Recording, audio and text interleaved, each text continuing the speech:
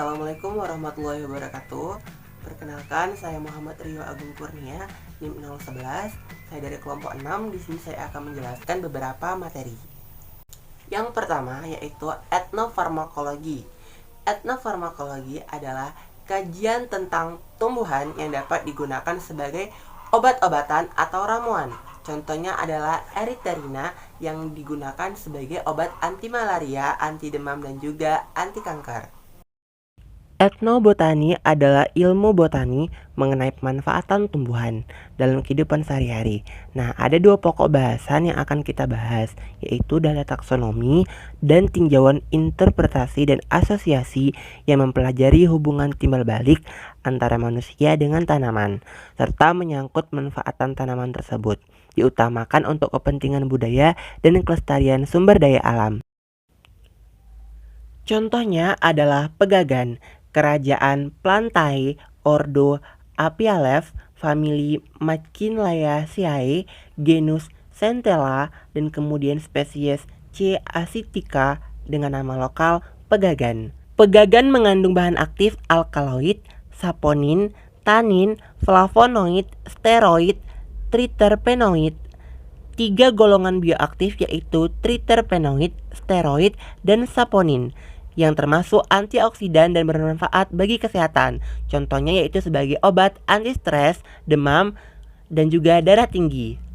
Tumbuhan C. asiatica atau pegagan, bentuk batangnya simpodial, merayap, bentuknya bulat, daunnya tunggal menjari, bunga dan buahnya majemuk. Secara etnofarmakologi, akar, batang, daun, dan bunga digunakan sebagai racun ikan, luka, dan batuk darah.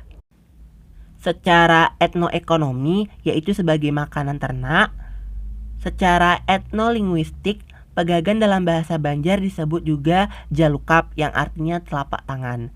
Kemudian secara etnoekologi, pegagan adalah tanaman yang dapat tumbuh di sembarang tempat dan subur di tempat yang lembab dan terbuka. Fitokimia. Fitokimia atau yang disebut dengan fitonutrien adalah segala zat kimia atau nutrien yang diturunkan dari sumber tumbuhan termasuk sayur dan buah. Senyawa yang ditemukan pada tumbuhan memiliki fungsi fisiologis bagi pencegahan penyakit. Contohnya dapat dilihat pada gambar di samping yang mengandung Meliaceae, yaitu tumbuhan berbunga yang kebanyakan meliputi pohon dan semak-semak yang dapat mempunyai berbagai manfaat. Manfaatnya antara lain sebagai anti malaria, anti protozoa yaitu mencegah dari parasit, anti makan merupakan salah satu kelompok bahan pengendali hama, kemudian sitotoksik merupakan senyawa atau zat yang dapat merusak sel kanker dan menghambat pertumbuhan sel kanker. Steroid memperkaya kemotaksonomi, artinya memperkaya tumbuh-tumbuhan dari takson yang sama punya hubungan kekerabatan yang sangat erat, terutama pada tingkat takson.